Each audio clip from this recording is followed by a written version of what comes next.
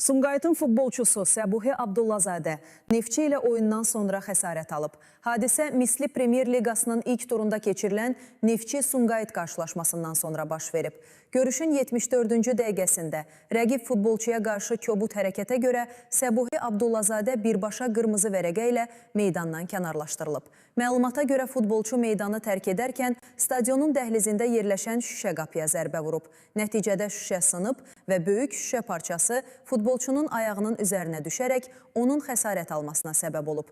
Hadisədən sonra futbolçunun ciddi zədələndiyi və hətta bunun karyerasına təsir göstərə biləcəyi barədə məlumat yayılıb. Lakin Sumqayıt Futbol Klubunun mətbuat katibi Zaur Xudiyev bu iddianı təqzib edib. Klub rəsmisinin sözlərinə görə Səbuhi Abdullazadə əməliyyat olunacaq və hazırda zədənin onun futbol karyerasına təsir edəcəyi ilə bağlı hər hansı əsas yoxdur. Futbolçunun əməliyyatdan sonra bərpa müddətinin nə qədər davam edəcəyi müəyyənləşəcək. Videonu bəyənməyi, paylaşmağı və Sumqayıt TV-ni izləməyi unutmayın.